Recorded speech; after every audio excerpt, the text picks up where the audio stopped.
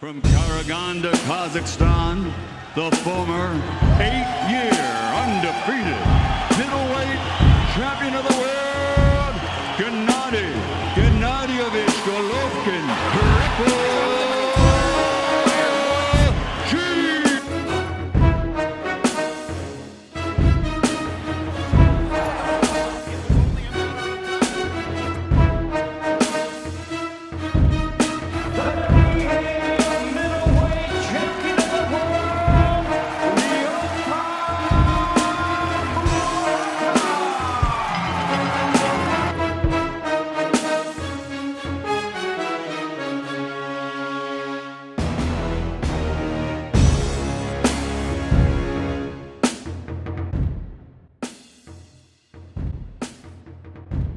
Welcome back to Boxing on the Edge.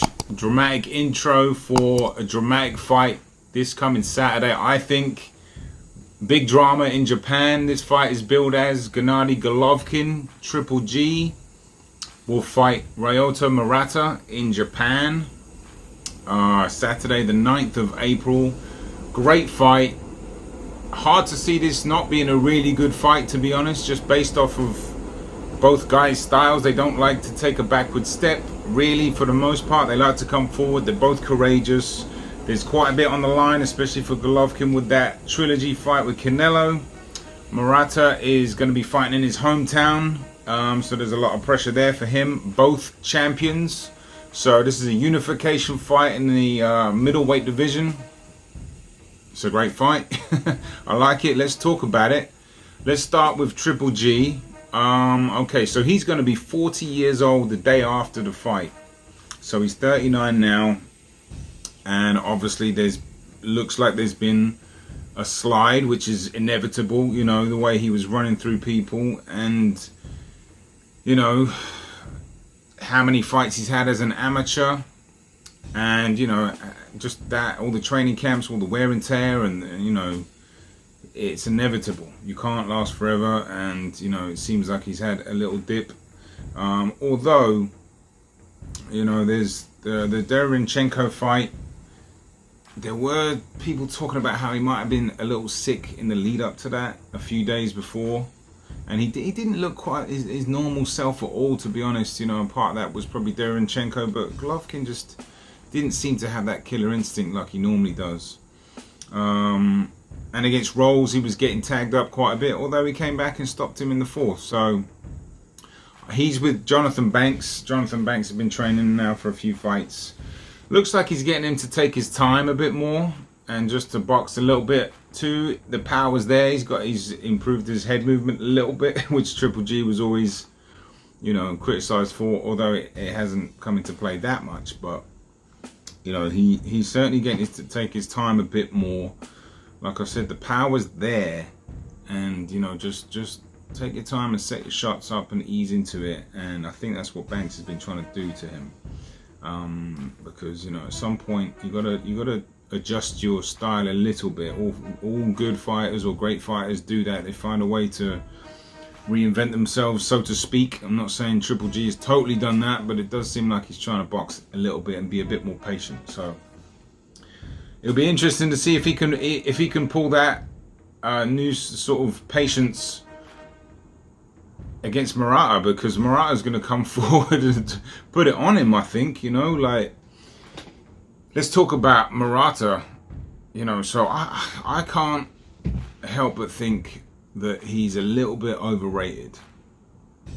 And so he's obviously a gold medalist. He's, you know, decorated amateur, world champion now. He's only had 18 fights. He's lost 2 against, you know, decent fighters, I guess. Rob Brandt, and look, he avenged both losses. So that's, you know, he's obviously got a lot of courage. He's got a lot of will, and you know, he's not a champion for no reason. But I'm just questioning, how good is he? Because in this business of boxing, it's like, who did you beat? Who did you beat? I want to know who you beat. And if your best win is Hassam and Dam, who spent more time on the canvas than I think he has on standing up in the ring.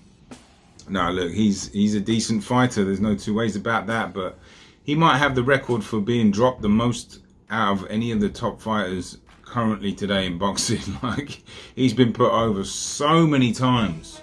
Peter Quillen had him over 6 times. David Lemieux has had him over about 5 times. Callum Smith has had him over about 3 times. Janabak's had him over. But Murata is supposed to be this big power puncher. Shared the ring with him for 19 rounds and didn't get him on the canvas. Styles make fights, I know that. Doesn't necessarily mean that much, but you know, I do wonder. It's like, how good is Murata if your best win is in Dam?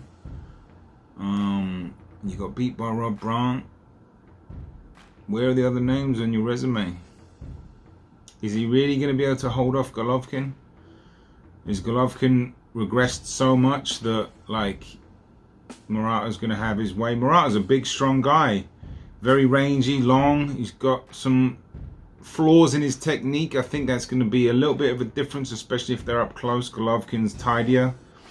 And I think he's a bigger puncher, to be honest, Golovkin. Let's talk about the fight breakdown, because it will be interesting. I think, well, like I said, both guys don't like to take a backward step. Their offense is their defense. So I think, you know, whoever can impose their style, really, meaning, you know, try to not go back too long, because neither fighter's great at going backwards. And, you know, they're okay, but Golovkin's okay, but he's far more efficient going forward, as is Murata. So if the fight ends up close quarters, which it probably will, definitely will. Like I said, I fancy Golovkin a bit more because of his tighter, tidier technical style up close. Golovkin has suffered, you know, had his problems with technical fighters.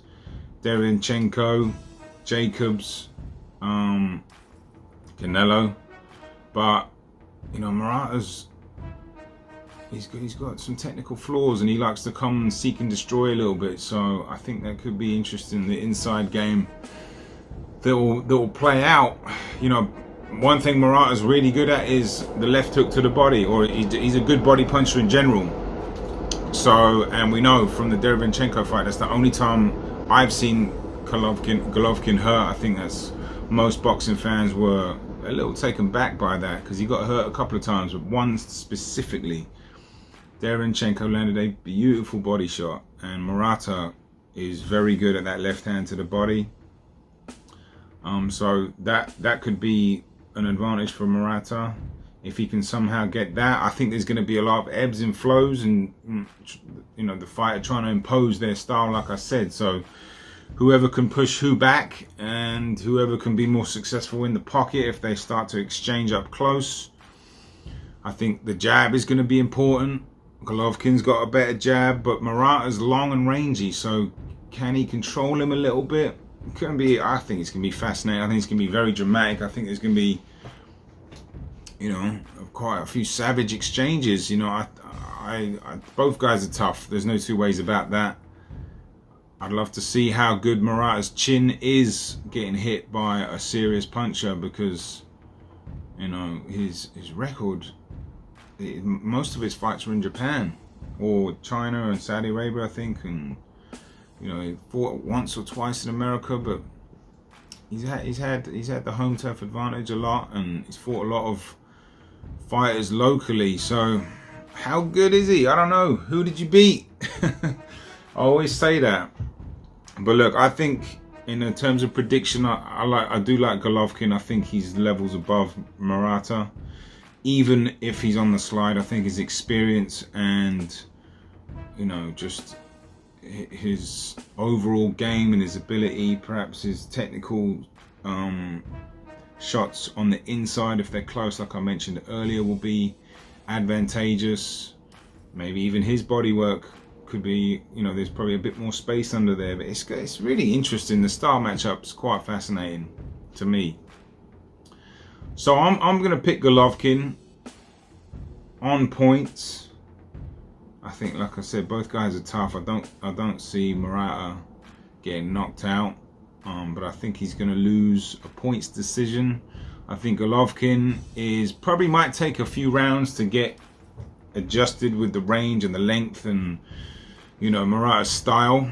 And then I think slowly Triple G should take over and win a clear win, shall we say. Maybe a majority, just given that it's in Japan. Maybe even a UD. But I think it's going to be a clear win for Golovkin. I think it's going to be a good fight. There'll be plenty of exchanges. Power struggle to who's going to be able to push who back, who can win the exchanges on the inside and impose their technical skill and will. Either way, hopefully they both come out safe and healthy. I hope it's a good fight and we all enjoy it. And that is it from me. I hope you enjoyed the video. Please hit the like button or subscribe to the channel if you haven't already. I'll see you next time. Take care of yourself. Boxing on the Edge.